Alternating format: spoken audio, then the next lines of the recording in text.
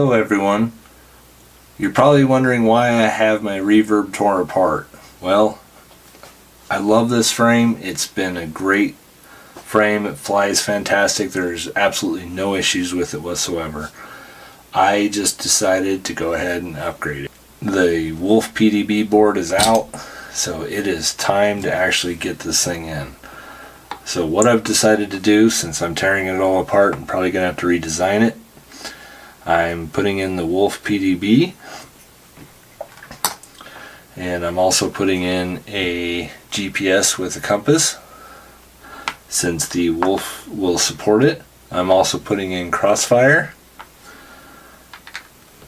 and changing up just a few things. So I will be taking out my X4R SB and putting in the new equipment. I'm still sticking with the version 2 flight controller and ESCs, still staying with the 2650 kV motors.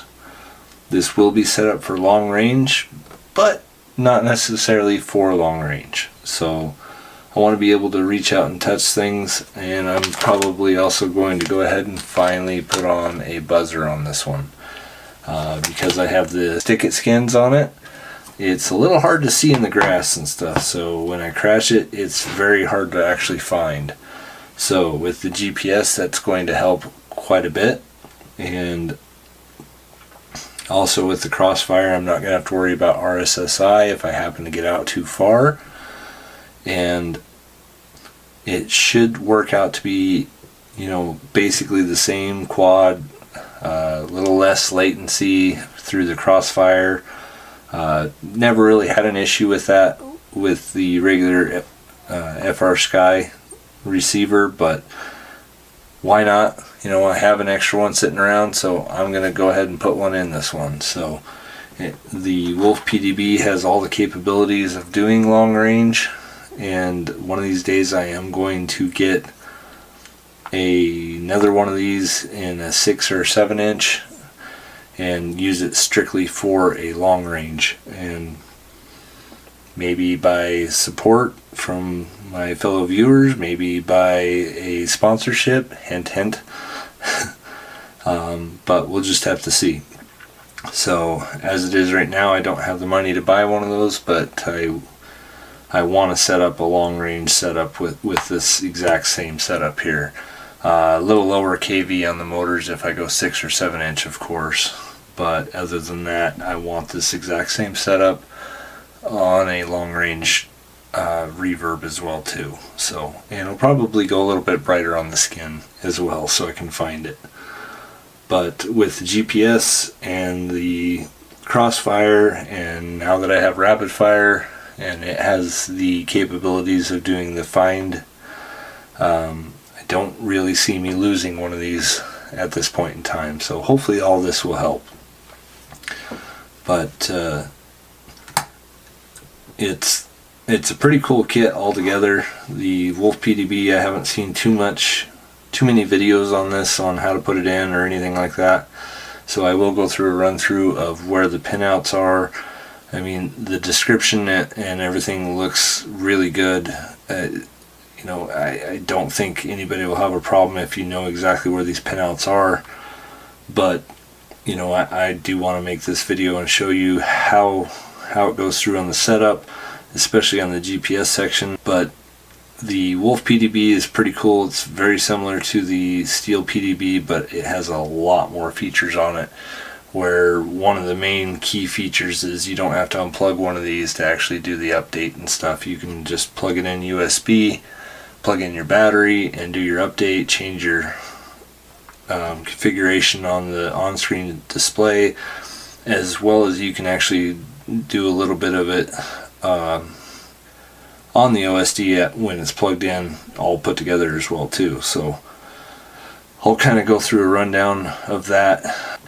It does come with a small microphone that you do actually have to solder on if you want it. So that's kind of a nice convenience, because if you don't want a microphone, you don't have to have it on there.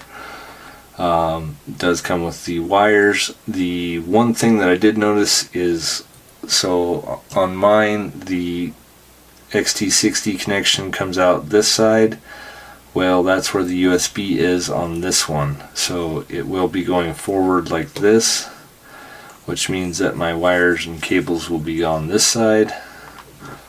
And of course, that's where my capacitor was in the first place. So now I'm going to have to kind of figure out a new configuration for that as well.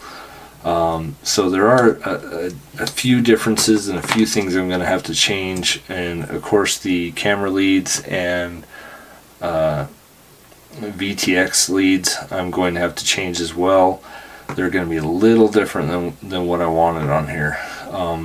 One thing I did notice that this does have is it does have camera control, so maybe I can actually hook up this cable for the camera so I can control it through here instead of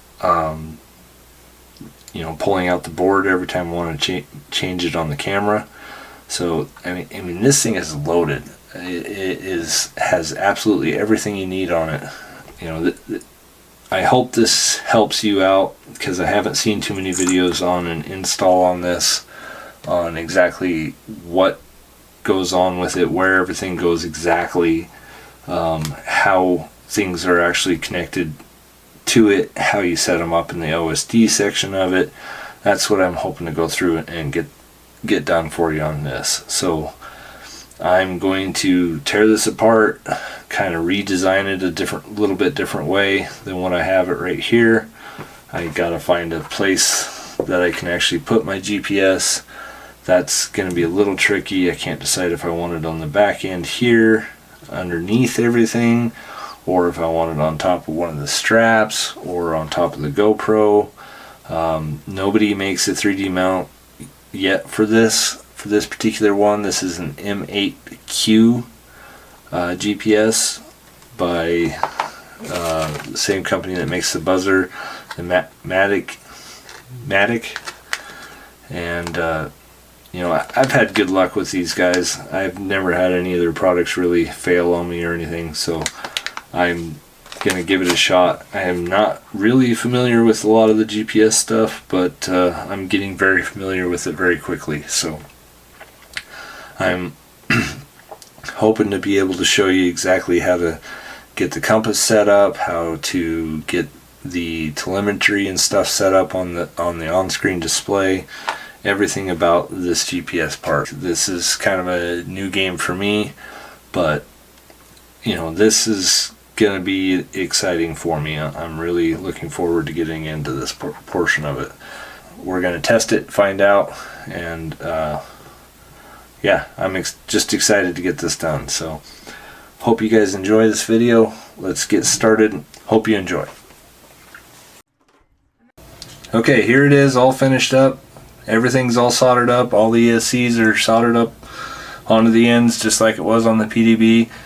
And I have my camera all connected up here with full camera control, so I can actually get into the menu for the camera itself and control that, even on a Foxy Ear, which is pretty cool. Even have the VTX hooked up over on this side, all of it, including the control to it as well.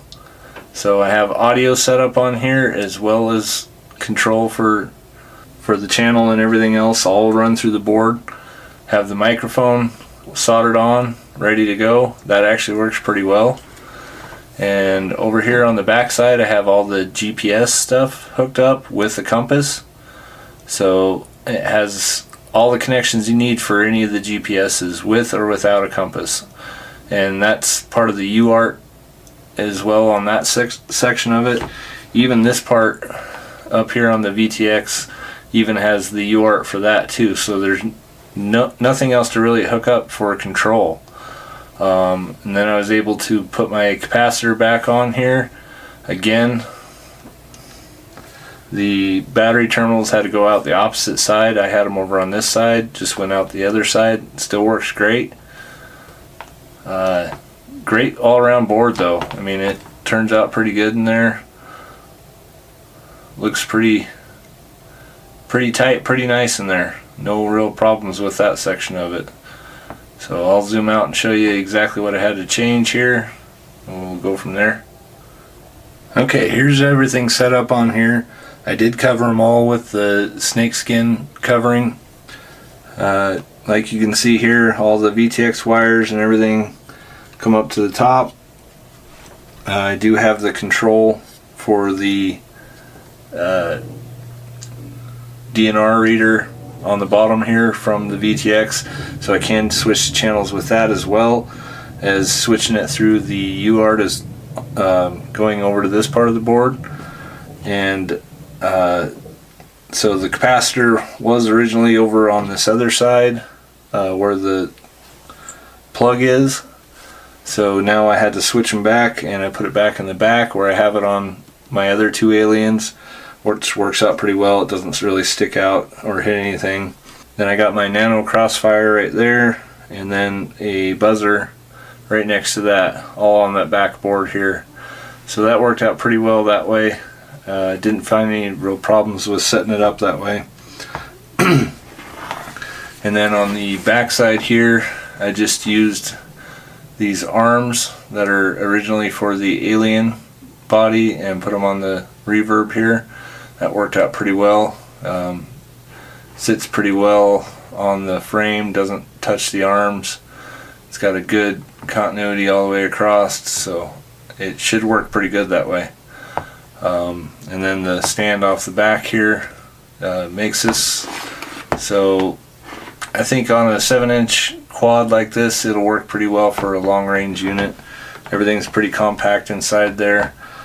Board is still free floating on the rubber standoffs inside there. Now I'll go ahead and show you how I set it up on the OSD screen. That is really slick. I liked how that works, so we'll go ahead and move on to that and show you how you can change everything without unplugging anything inside of here. So just so you can see this before I get it plugged in, this is where I decided to put my GPS, and that worked out pretty well. Right on top of the strap. It's actually far enough away from the GoPro that it doesn't affect it. I did actually have it on the GoPro strap itself, and it had interference as soon as I kicked on the camera, so this was the best spot that I found to do it. I just kind of taped it around the top of the Velcro here, so that worked out pretty well actually. So I can still slide my battery in through the back here, have the cable kind of off to the side, and it picks up GPS without a problem and compass without a problem, so no metal interference as well as far as that goes either. But as you can see, everything fit in there pretty tight, pretty nice. Both USB ports are on this side, so it makes it real easy and convenient to set it up and get everything going that way. But yeah, everything turned out pretty slick and pretty convenient. So alright, we'll go ahead and plug her into the computer so you can check out and see the OSD interface with that. So this is the Impulse OSD configurator. The Reverb is plugged in, and as you can see, it just loads it up. It comes up with the drivers and automatically detects the configuration. If it is not up to date and there is a newer version, it will actually ask you to update it at the beginning, but for the most part this is a pretty self-explanatory system that works really well. So we'll start off with the general settings here, and this is just for what you want on the OSD itself. So you got call sign, timer, RSI, and you can do throttle as well too, which tells you exactly how much throttle you're putting into it. Moving on, we got power, so LiPo voltage, which is the full voltage, cell voltage, voltage capacity and percentage, current consumption, your milliamp hours, and also watts. Also on these you can change them, like this one has a bar like this. You can come down here to icons and go in here and change the watt. Just turn the watt icon off, and then it moves it into the actual number for you.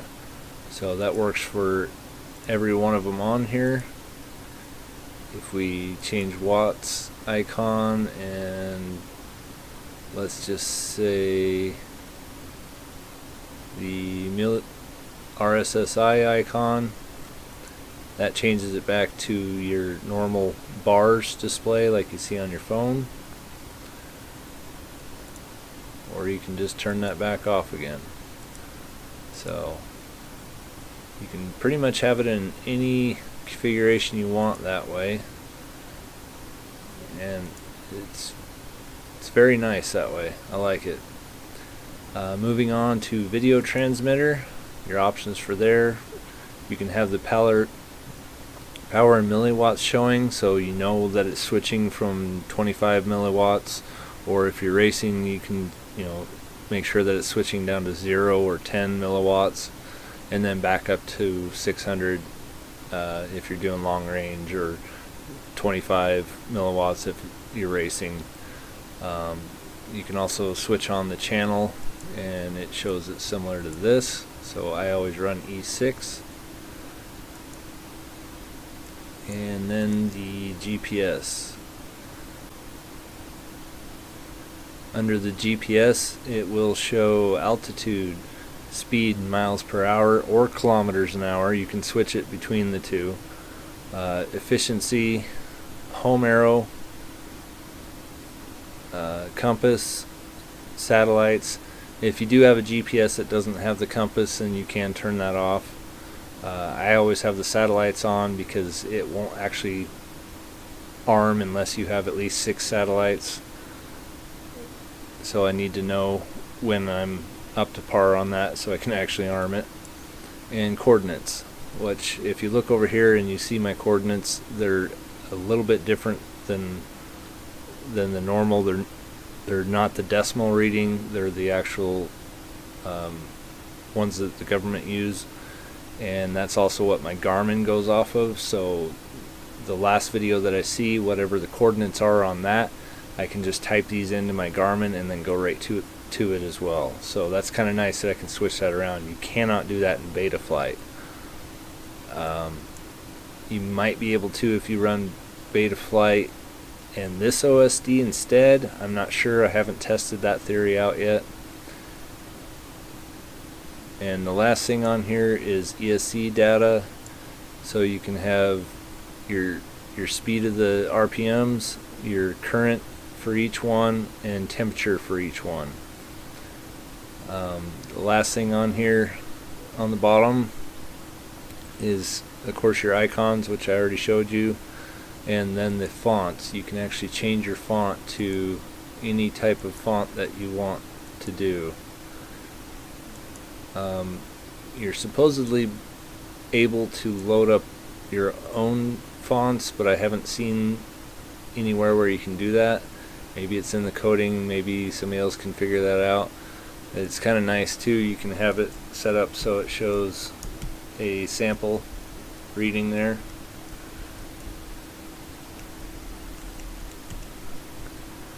But I usually still have it on Vast, and when you close it, it'll update the font automatically without having to unplug anything and change anything over.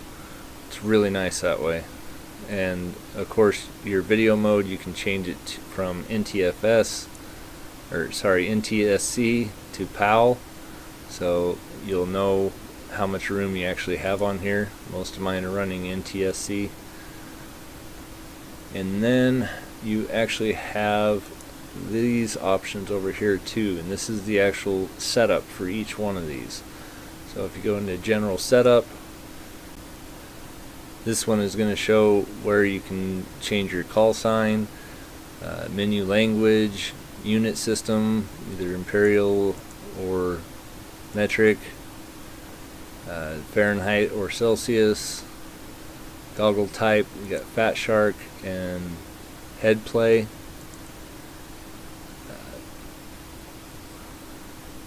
Statistics on, off, or hidden. That's just at the end of the run, it'll show you all the statistics for it, and when that comes up, you have like 6 pages of specs on it. It tells you all the ESC telemetry, everything that went on through there. So you don't necessarily have to have all this on here, but if you're flying long range and stuff, it's really nice to have that on. But the statistics are going to show you everything that this thing picks up on anyway. So, you know, when you get done flying and you land, you know, you'll hit your control down and it'll sit there and cycle through each page. That way when you're on your DVR, you can go back and check that out as well too. Next thing on here is your VTX settings. So you can have it set to whatever band you want at that time. It's kind of like your Lewis script on this point. So you have your disarm power at 25 milliwatts. It doesn't go any farther down than that. I think it depends on which one you're using, because it picks up on all the things that are plugged into it almost automatically. So if it only goes down to 25 milliwatts, that's all it goes down to. On 600 milliwatts, I think even if I put it up, it's just going to drop it back down anyway. So it's kind of cool how that's set up. And battery, so you can have your warning on at 30% remaining. Voltage, minimum voltage of 3.3 volts. And then you have 4 different settings for your battery types. So you can have like one at 1300 milliamps, and then you can have the next one at 1500 milliamps. You can have the 4th one at 2250 or higher. I mean, you can move them up to whatever you want. I think it goes up to 4000 milliamps for that part of it. So if you're doing long range, then you can put your larger batteries on there for stage 4, and then for freestyle you can change it back to battery 1, and then it's 1300 milliamps. It saves all that for you. And the next one is RSI. So this is where you can set up your Crossfire, LQ, or FR Sky, and it has these presets there if you want, or it has all your auxiliaries, RSI pad, telemetry if you're going off the telemetry or off. Your warnings, you can change that to whatever you want. It goes all the way down to 1%. So this one's automatically set to 75% for that, and then it sets your ppm at 1000 and 2000, and that should give you your 99% down to 0%. So that works out pretty nice. I like how it picks up on all that. And then comes to your camera, and it has camera control. So it runs off of whatever, if you know what the voltage is off that part of it. Most of them are 3.3 volts. Then you can set them up. I have a Predator on this one, so that works great. You can do auto, where it'll automatically do it, HS 1190, or serial. So you can set them up any way you want to as far as the camera controls. So this does have full camera control. Along with, it does control run cam splits, so you can have it set up for all that, or time mode. Range, this is for your switch setting. You can even set up for a secondary camera if you wanted to. So yeah, it's got a lot of options on this. And on your GPS, this is where I changed the coordinates to the DMS instead of decimal. And altitude mode, home position or sea level. So if you want to know what your altitude is at all times from sea level, then you would set it to sea level. Otherwise, home position is going to set it at 0 when you arm, and then goes up from there, so you can tell how high you are, so you're not going over your 400 feet mark. Compass flip is basically just if you flip over your compass or flip it around, you can change it in the different directions. Same way with the magnetometer. if you want to go true north or anything like that, you can set it to whatever degrees you want. So that works out pretty well that way. So lots and lots of settings on this stuff. And then we got advanced setup, which goes into reduced items or fixed, or you can turn the crosshair on or off, angle aid on or off, timer mode auto, or you could have it reset or erase, statistic voltage,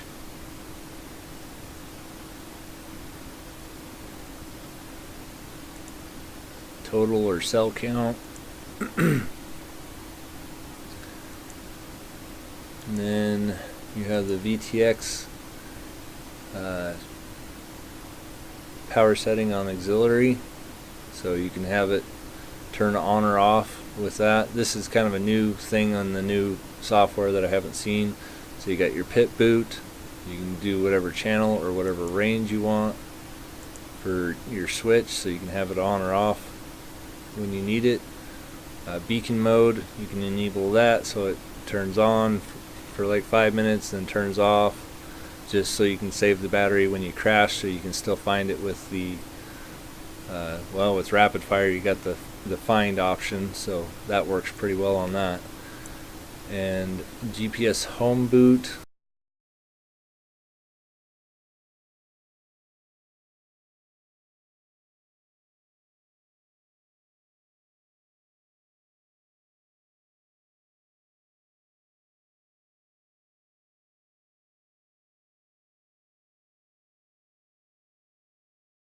channel override, power override, so max power 0 milliwatts. Yeah, again, this is new stuff that just came in. When I plugged this in, it actually did an update, so that's the first time I've seen this part of it here. But I'll have to test that out and see what that's all about.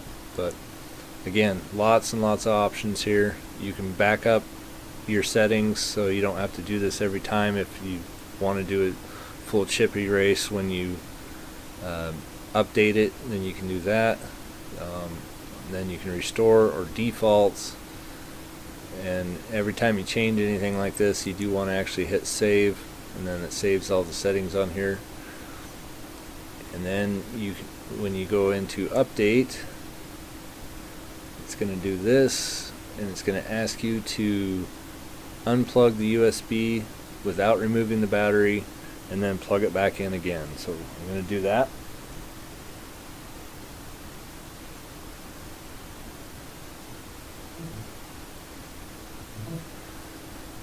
And then it should just come up, and it's going to look for the different options for all the versions, and that's all the ones that's showing there.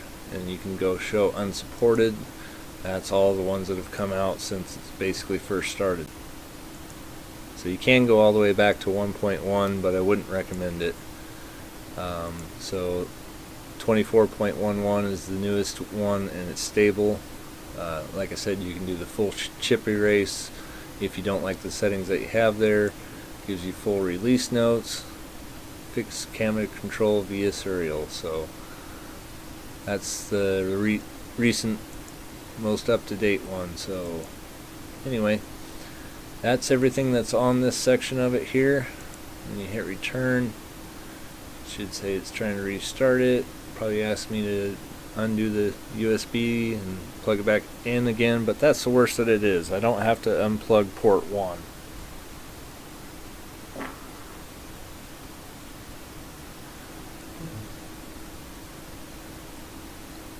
And bam, just like that, it's back up again, and you can move these things any position that you want. So kind of makes it nice. I have the space right here for the rapid fire, and you know, like I said, this Wolf PDB is a great idea. Like, Alexander Wolf did a fantastic job on this, and the rest of the team as well. So thank you guys. This is a fantastic board, you know, and it can fit on other things other than a reverb. I can't praise ImpulseRC enough for building this board. It's exactly what I needed for OSD, microphone, all that stuff. The telemetry, the GPS settings, all that stuff works great.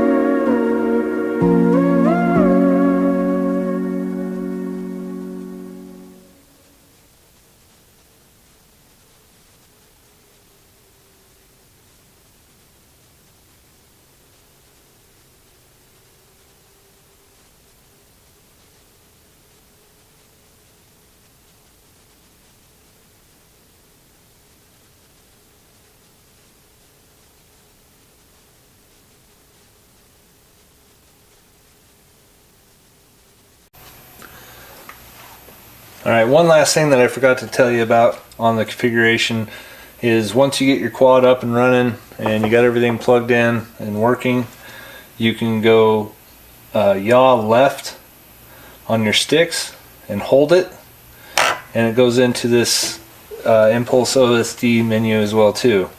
So this gives you several different options of changing changing your tune, your rates, filters, VTX, which is kind of cool. You can go in here and you have advanced setup. It's where you can do your pit boot or your tramp wand, high power change, high power range. So it's got quite a few different options that you can do that will really help you out on the settings on this. So, and then the major thing I wanted to show you on here, the camera control when you go into there. So if you yaw to the left is to enter into it, and also to enter on any of these things as well too. So you can go into your picture adjust and hit enter. You can go through your flip, your brightness, contrast, all that stuff like that.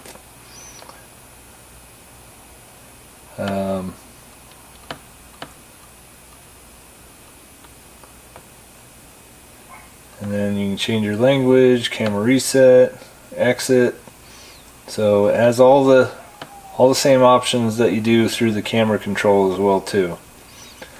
So once you're done with that, you just yaw to the right and it exits out of that section of it. And the last thing I wanted to show you on here was the setup. So this gets into your basic setup for all your units of measurement, goggles, statistics, all that stuff like that. You can also move your items in this menu as well. So it has almost everything on here that it does on the computer when it's plugged in. So the one thing that this has that the other one doesn't have is the GPS portion of it here. It doesn't have the magnetometer where you can actually do your configuration. So when you hit that, it gives you these options here. Then you can go down here to the magnetometer and calibrate. And basically what you do on that is you only got a few seconds to do this. You hit it and you rotate it in different positions, over and over, trying to keep it in the same position all the way through.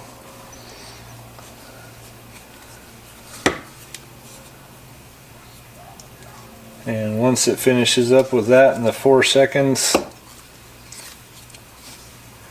should say that it's calibrated at that point in time. So then it'll hopefully pick up on all the properties here. So that's how you set up the magnetometer if you have a compass on your GPS. Save and exit, and then I'm going to go back into that again. Go under setup again. You can also set up your LED strips from here. But under the GPS, if you don't have your magnetometer hooked up correctly, when you head over to the right, it won't do anything at all. So that is one thing to keep in mind. And I think that is all there is for this section of it. But it is really nice to be able to do that out in the field on the screen without having to hook it up to a computer. So, you know, this Wolf PDB board has basically everything that you could possibly need in it. So, but as you can see, I'm in my garage right now and I still have 19 satellites showing up on that. So on an open field, I'm sure it's going to have quite a few more than that. But all your options work pretty good.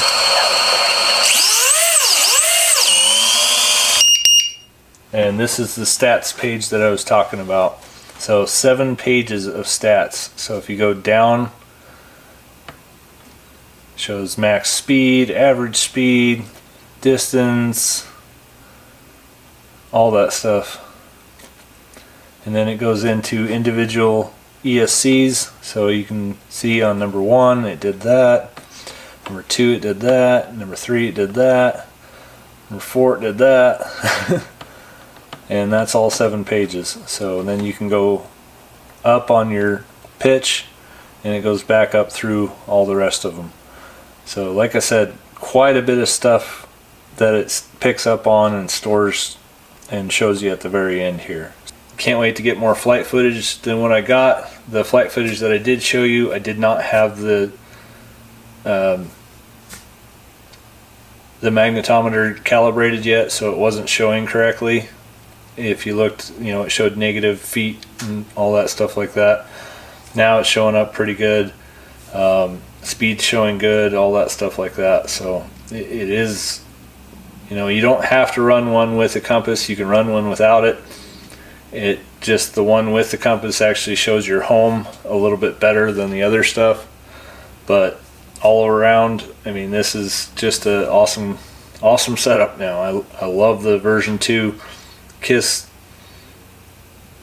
flight controller and KISS ESCs. So they all work fantastic that way. So if I get any more flight footage, or if you guys want to see any more, just let me know. And thank you for watching this, and like, subscribe, and we'll see you next time. Thanks.